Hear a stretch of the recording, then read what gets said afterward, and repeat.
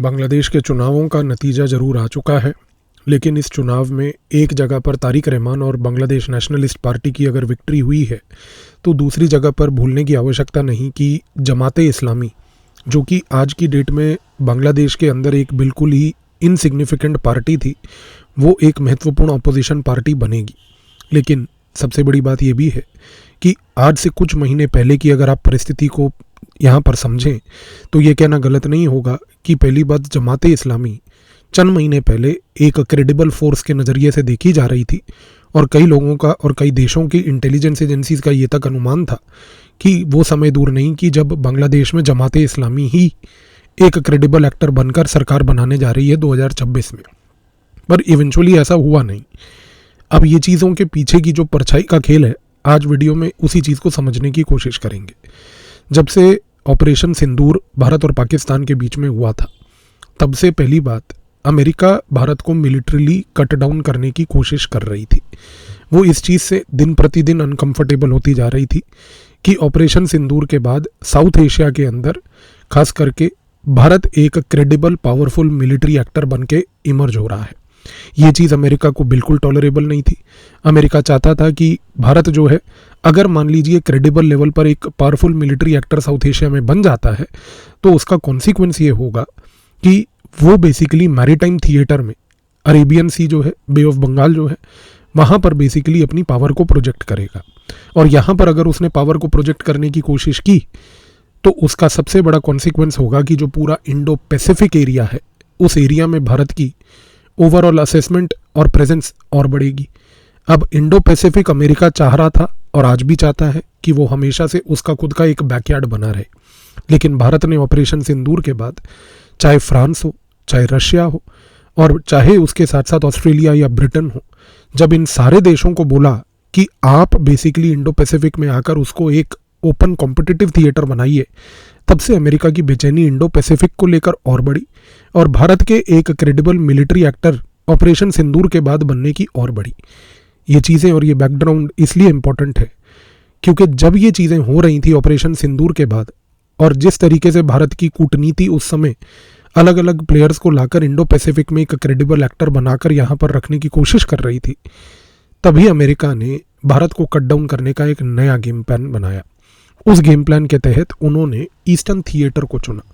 Eastern theatre को इसलिए चुना क्योंकि ऑलरेडी बांग्लादेश में अमेरिका ने बाइडन एडमिनिस्ट्रेशन के दौरान एक रेजीम चेंज करके डेमोक्रेटिकली इलेक्टेड सरकार शेख हसीना की को गिराकर वहाँ पर एक कठपुतली मोहम्मद यूनुस को इंस्टॉल कर दिया था। इसके साथ साथ जब ट्रंप आया तो ट्रंप एडमिनिस्ट्रेशन के तहत उसने मोहम्मद यूनुस को हटाया नहीं, उसको छेड़ा भी नहीं, बल्कि उसका लीवरेज उठाते हुए उसने वहाँ पर स्टारलिंक को बांग्लादेश में ऑथराइजेशन दिलवाई। बांग्लादेश मात्र आज की डेट में एक ऐसा देश है भारत के नेबरहुड में जहाँ पर पहली बार स्टारलिंक इस मोमेंट पर एक्टिवेटेड है। स्टारलिंक इसलिए भी महत्वपूर्ण है क्योंकि अमेरिका की रणनीति ये थी कि अगर हम सैटेलाइट बेस्ड वहाँ पर सर्विसेज टेलीकॉम और इंटरनेट की प्रोवाइड करते हैं बांग्लादेश में, तो वहाँ पर जब हम सैटेलाइट्स का प्रेजेंस बांग्लादेश की टेरिटरी के आसपास बिछाएंगे स्पेस लेवल पर, उससे कहीं ना कहीं हमें सिलीगुड़ी कॉरिडोर से लेकर और भारत के पूरे जो ईस्टर्न फ्लैंक है, जहाँ पर भारत का पूरा नॉर्थ ईस्ट का इलाका है, उन सारे इलाकों में कहीं ना कहीं इंटरसेप्शन करने का एक मौका मिल जाएगा। इसी दौरान अमेरिका के साथ एक पॉजिटिव एस्पेक्ट ये भी हुआ कि जब अमेरिका ये सब रणनीतियों पे काम लास्ट ईयर कर रही थी, उसी दौरान चाइना ने भी लाल मोनीरात करके जो एयरबेस है बांग्लादेश के नॉर्दर्न इलाकों में, उन इलाकों के एयर बेसिस को पहली बात रेनोवेट करने के ठेके उठा लिए। और सबसे बड़ी बात यह भी थी कि वो जब ठेके उठाए, उन ठेकों के साथ साथ चाइना ने पाकिस्तान की मिलिट्री को इनवाइट करके उधर फॉरवर्ड बेसिस को रेनोवेट करने की भी अनुमति दी। तो यहाँ पर बांग्लादेश में लास्ट ईयर एक चाइना, पाकिस्तान और अमेरिका का एक एक्सेस बनता हुआ क्लियर कट दिख रहा था। इस एक्सेस के तहत अमेरिका का उद्देश्य था कि हम भारत को पहली बात इंडो पैसिफिक में आगे आने ना दें। वो आगे ना आने देने के लिए हमें भारत को सबसे पहले बे ऑफ बंगाल में रोकना है। बे ऑफ बंगाल में आने के लिए रोकने के लिए दो चीज़ें करनी है। पहली बात तो ग्रेट निकोबार प्रोजेक्ट में बाधाएं डालनी है, जिसके तहत उन्होंने सिविल सोसाइटी का प्रयोग करके लास्ट ईयर पूरा एक वेल ऑर्केस्ट्रेटेड कैंपेन किया जो हम सबके सामने है। दूसरा,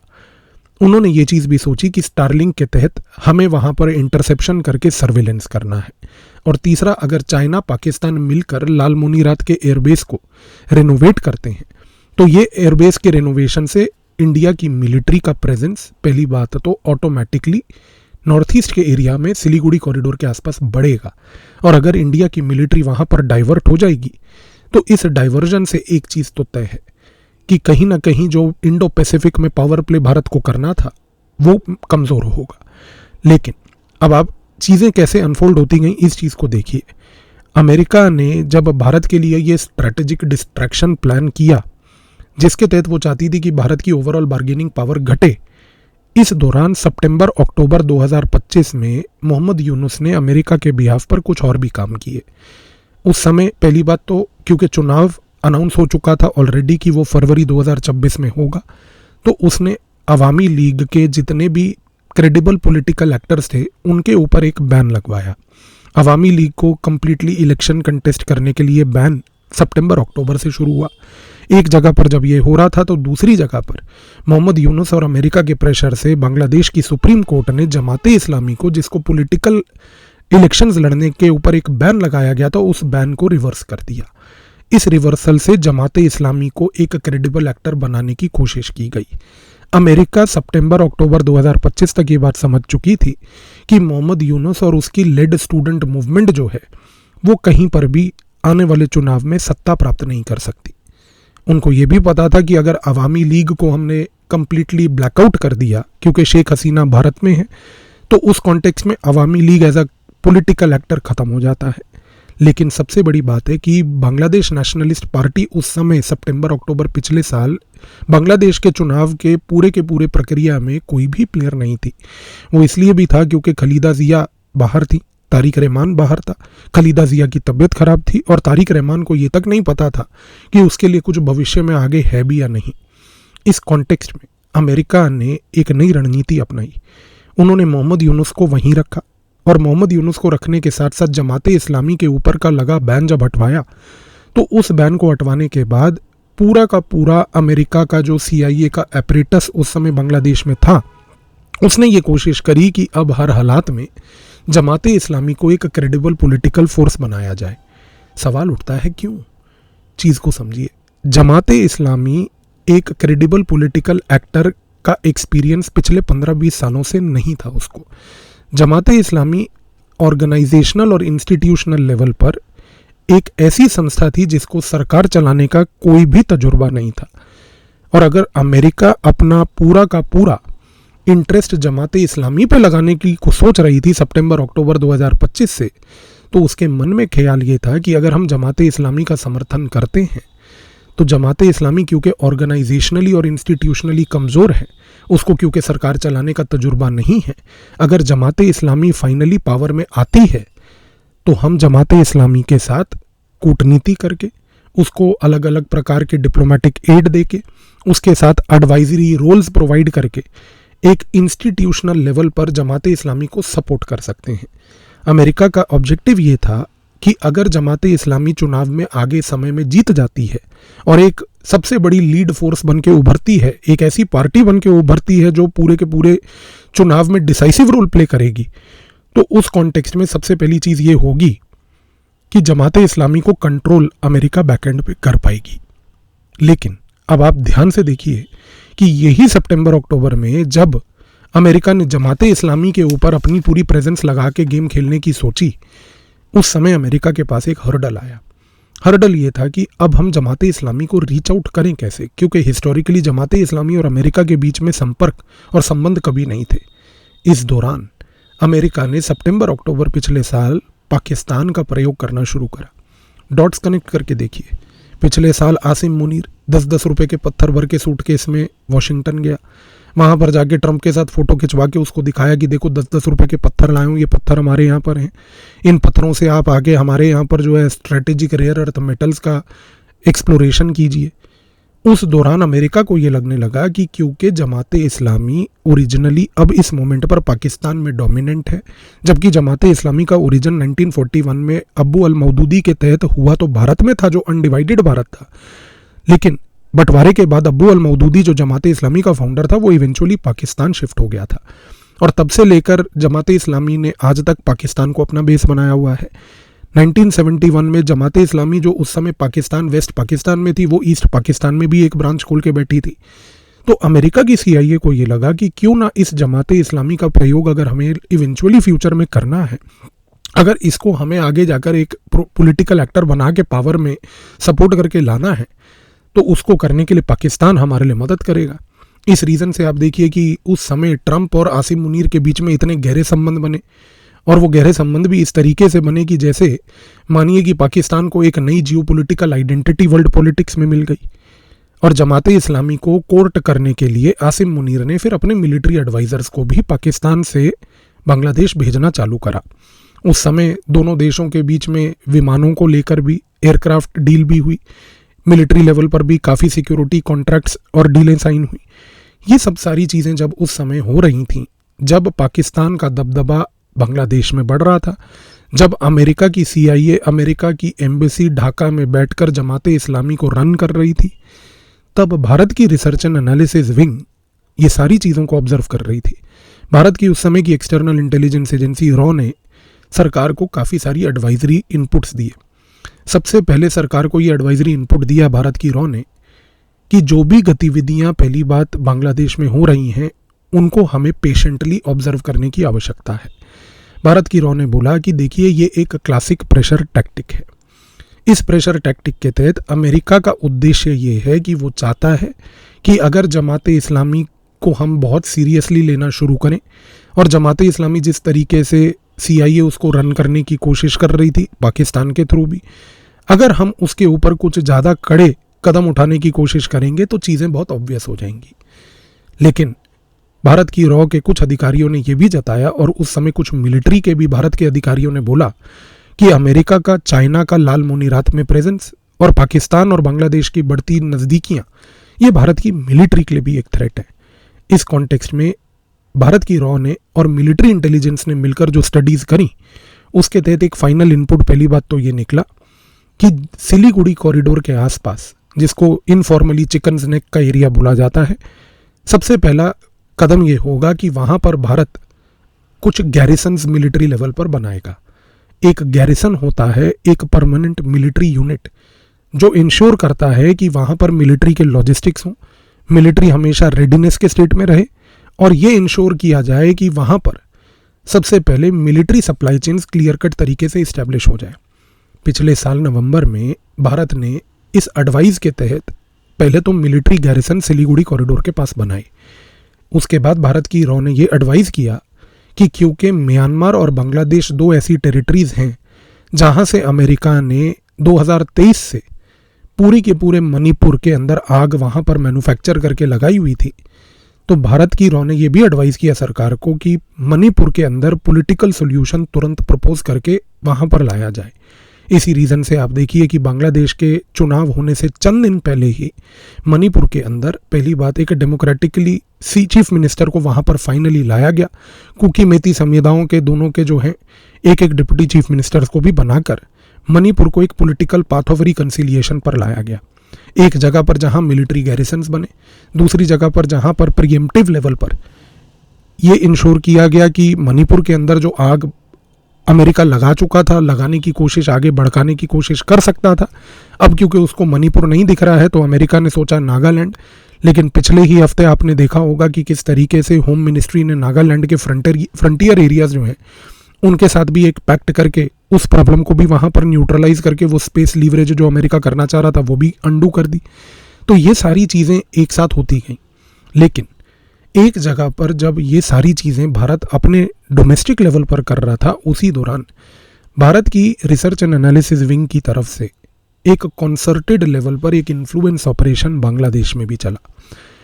इन्फ्लुएंस ऑपरेशन उस समय ये था कि जमाते इस्लामी जिसके ऊपर CIA अमेरिका की पूरा जोर लगा रही थी, उस इन्फ्लुएंस को कहीं ना कहीं तोड़ना था। इस कॉन्टेक्स्ट में जो भारत के रिसर्च एंड एनालिसिस विंग के जो ह्यूमन लेवल के एसेट्स पूरे बांग्लादेश की होल ऑफ सोसाइटी अप्रोच के तहत उन्होंने कई दशक लगाकर जो बनाए हैं, वो चाहे एकेडमिक सर्किट्स में हो, बिजनेस चेंबर्स में हो, मीडिया में हो, रिटायर्ड मिलिट्री में हो, रिटायर्ड ब्यूरोक्रेसी बांग्लादेश की हो, ट्रेड प्लेटफॉर्म्स में हो, इन हर एक स्थानों पर भारत ने 4 पॉइंट का एक फ्रेमवर्क वाला गेम खेलने की कोशिश करी। यहाँ पर सबसे पहले इन सारे ह्यूमन एसेट चेन के तहत भारत ने एक मैसेज बार बार पहुँचाना शुरू करा, नंबर 1, और वो मैसेज ये था कि बांग्लादेश को आने वाले समय में एक ग्रोथ के पाथ पे जाना है। ग्रोथ होगी तो बांग्लादेश में प्रॉस्पेरिटी होगी। दूसरा फ्रेम भारत ने जो एक्सप्लोर करा वो ये था कि इन सारे ह्यूमन एसेट चेन्स के तहत ये बात रीइंफोर्स करवाई कि अगर बांग्लादेश में ग्रोथ हुई तो इन्वेस्टर कॉन्फिडेंस होगा। इन्वेस्टर कॉन्फिडेंस होने से बांग्लादेश में किसी प्रकार के सैंक्शंस आने वाले समय में नहीं लगेंगे। जब दूसरी जगह पर यह मैसेज जा रहा था, तब तीसरी जगह पर बार बार ये मैसेज को रिपीट करवाया गया कि यूथ लेवल पर जो यूथ ने 2024 में एक डिसरप्शन किया था, वो डिसरप्शन अब एक फेटीग की ओर आ चुका है। फेटीग मतलब कि वो यूथ जो है अब एजिटेशंस करने की कैपेबिलिटी नहीं रखता। तो स्टेट ऐसा होना चाहिए जो ग्रोथ पे और इन्वेस्टर कॉन्फिडेंस पे फोकस करे। और चौथा, यहाँ पर ब्यूरोक्रेटिक लेवल पर जितने भी रिटायर्ड ब्यूरोक्रेट्स थे, एक मैसेज ये चलाया गया कि यदि अगर बांग्लादेश ने किसी भी तरीके से ग्रोथ, प्रॉस्पेरिटी, डेवलपमेंट, इंफ्रास्ट्रक्चर और इसके साथ साथ इन्वेस्टर कॉन्फिडेंस पे यदि फोकस नहीं किया तो बांग्लादेश पाकिस्तान की तरह एक फेल्ड स्टेट बन जाएगा। ये जो क्लासिक लेवल का एक कोवर्ट नरेटिव इन्फ्लुएंस ऑपरेशन था, इस इन्फ्लुएंस ऑपरेशन के तहत कतई ही भारत का फोकस ये नहीं था कि वो जमाते इस्लामी को किसी भी तरीके से पहली बात तो प्रोवोक करे, क्योंकि जमाते इस्लामी बांग्लादेश में रहकर अपना एजेंडा उस समय पिछले साल अक्टूबर-नवंबर से बहुत अग्रेसिवली चला रही थी। जमाते इस्लामी जितनी पॉलिटिकल रैलीज कर रही थी, जिसका पैसा उनको अमेरिकन एम्बेसी से मिल रहा था, वो बार बार अग्रेसिव लेवल पर ये बातें कर रही थी कि हमें पहली बात भारत का फॉरेन पॉलिसी लेवल पर बांग्लादेश के जो स्पेशल स्टेटस है वो हटाना है। वो बार बार ये बात बोल रही थी कि भारत को हमें one amongst all other neighbours की तरह से ट्रीट करना है, कि भारत दूसरे नेबर्स की तरह ही हमारा एक नेबर है। बार बार भारत के तहत और भारत को टैकल करने के लिए जमाते इस्लामी ये नरेटिव भी चला रही थी कि वो एक पैन इस्लामिक आइडेंटिटी की चर्चा करती थी, जिसमें वो सऊदी अरेबिया और तुर्की से मदद मांगती थी कि हमें बांग्लादेश को एक इस्लामिक सोसाइटी बनाना है। जमाते इस्लामी का पूरा फोकस था इस्लामाइजेशन ऑफ बांग्लादेश पे। जब यहाँ पर जमाते इस्लामी ये गतिविधियाँ कर रही थी, भारत ने एक बहुत साइलेंट लेवल पर बिना जमाते इस्लामी को काउंटर करे, बिना जमात शब्द बोले, बिना इस्लामिक वर्ड बोले, बिना इस्लामाइजेशन शब्द बोले, सिर्फ ये इंश्योर किया कि एक काउंटर लेवल पर एक नरेटिव इन्फ्लुएंस ऑपरेशन चले, जिसका आपने खमियाजा फाइनली देखा कि 2026 के चुनाव में 70 के करीब सीटों के आसपास जमाते इस्लामी सीमित रह गई। हाँ, एक कंसर्न है। कंसर्न ये है कि जमाते इस्लामी ने चाहे 70 ही करीब सीटें प्राप्त करी हों, सीटें चाहे उसने जो है उस लेवल की प्राप्त ना करी हों कि वो सत्ता पक्ष में आकर एक बहुत बड़ा महत्वपूर्ण रोल बांग्लादेश की सत्ता को चलाने में लगा पाए, लेकिन एक चीज़ तो तय है कि यहाँ पर अगर हम सीटों का एनालिसिस करें तो ये कहना गलत नहीं होगा कि मेजॉरिटी सीटें जो बांग्लादेश ने जीती हैं जमाते इस्लामी ने, वो बांग्लादेश में सीटें उसने जीती हैं भारत के बॉर्डर के इलाकों के आसपास। ये चीज़ भारत को पहले से ही पता थी, क्योंकि जो बॉर्डर एरियाज़ हैं वहाँ पर जमाते इस्लामी का इन्फ्लुएंस पहले भी था, आज भी है, और इस चुनाव के तहत वो प्रूव हो गया कि वो परमानेंट है। लेकिन भारत की एक्सटर्नल इंटेलिजेंस और इंटेलिजेंस ब्यूरो दोनों ये बात जानते हैं कि पहली बात, जमाते इस्लामी का बॉर्डर लेवल की सीटों को जीतना और बॉर्डर लेवल के डिस्ट्रिक्ट से जमाते इस्लामी के एमपी बन के बांग्लादेश की पार्लियामेंट में बैठना भारत के लिए कुछ सुरक्षा लेवल पर प्रॉब्लम्स जरूर क्रिएट करेगा। लेकिन उन सुरक्षा लेवल की प्रॉब्लम्स में पहली बात, जमाते इस्लामी के पास इस मोमेंट पर वो कैपेबिलिटी नहीं है कि वो भारत के अंदर किसी प्रकार का एक मास इन्वेजन थ्रेट कर पाए। अब सवाल उठता है कि जमाते इस्लामी ने जो बॉर्डर लेवल पर डिस्ट्रिक्ट्स में सत्ता प्राप्त की है, उससे वो भारत के अंदर किस प्रकार के यहाँ पर पहली बार सुरक्षा थ्रेट्स क्रिएट कर सकती है। इसमें सबसे पहला वो है कि भाई इस मोमेंट पर जमाते इस्लामी, ये बात तो डेफिनेट है कि इलीगल लेवल पर जो घुसपैठी बांग्लादेश से घुसते हैं उस इकोसिस्टम को अब वो कोलैप्स होने नहीं देगी। और वो अगर इकोसिस्टम बरकरार रहेगा तो भारत के अंदर आने वाले समय में आप देखेंगे कि जमाते इस्लामी वाले उन डिस्ट्रिक्ट्स जहाँ जहाँ पर जमाते इस्लामी के एमपीज बॉर्डर एरियाज़ पर चुने गए हैं, वहाँ से इल्लीगल घुसपैठी पहली बात तो भारत के अंदर घुसते रहेंगे। ये चीज़ एक अनुमान लगाया जा रहा है। इसके साथ साथ एक और चीज़ का अनुमान लगाया जा रहा है कि दूसरा, यहाँ पर इन सारे बॉर्डर डिस्ट्रिक्ट्स में जमाते इस्लामी डिजिटल लेवल पर रेडिकल लेबोरेटरीज क्रिएट करेगी। वहाँ पर चाहे शुक्रवार के तहत खुतबा हो, व्हाट्सएप लेवल पर उन मैसेजेस को प्रमोट करना हो, जूम लेवल पर फतवा इशू कर करके उनको बॉर्डर के इस पार डिजिटल लेवल पर लाना हो, तो ये विचारधारा वहाँ से एक्सपोर्ट डेफिनेटली होगी। और तीसरी सुरक्षा लेवल पर अगर खतरा कोई है तो वो ये है कि जमाते इस्लामी ने जो इल्लीगल लेवल पर स्मगलिंग के नेटवर्क्स भारत के बॉर्डर पर बना रखे हैं, उनको वो कहीं ना कहीं एक्सप्लॉइट करने की फिर भी कोशिश करेगी। इस रीज़न से भारत की इंटेलिजेंस ब्यूरो और भारत की रिसर्च एंड एनालिसिस विंग ने ऑलरेडी कोऑर्डिनेट करके डिस्ट्रिक्ट लेवल पर ह्यूमन इंटेलिजेंस एसेट्स को सपोर्ट करके क्रिएट करना ऑलरेडी शुरू कर रखा है। वहाँ पर ऑलरेडी जितने भी चैरिटी ऑपरेटर्स हैं,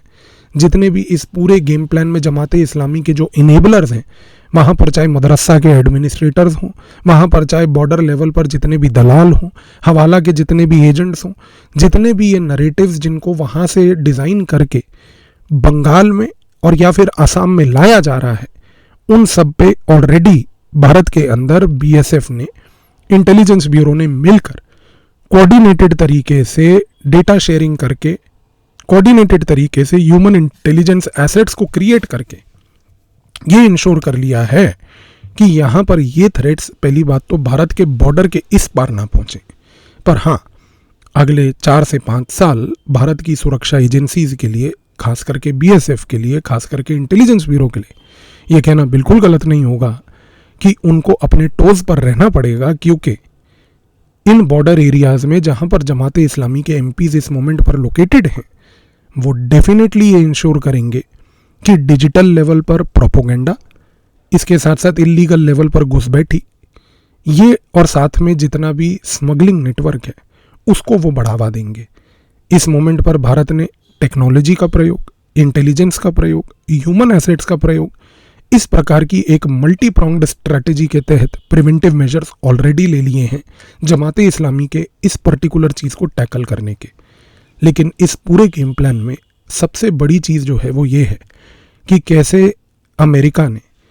जिस चीज़ में वो कोशिश कर रहे थे कि जमाते इस्लामी को एक क्रेडिबल प्लेयर इस चुनावी प्रक्रिया में बना पाए, वो पूरा का पूरा प्लान ध्वस्त हो गया, कोलैप्स हो गया, क्योंकि जमाते इस्लामी का वो ड्रीम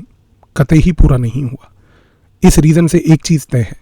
कि जमाते इस्लामी इस मोमेंट पर एक्टर है, इन्फ्लुएंशियल एक्टर नहीं है, पर भारत के लिए एक सिक्योरिटी थ्रेट जरूर है। आई बिलीव इसके बाद जमाते इस्लामी की जो पूरी गेम प्लान थी और यहाँ पर जो ये प्रक्रिया थी वो अब आपको क्लियर हो गई होगी। धन्यवाद।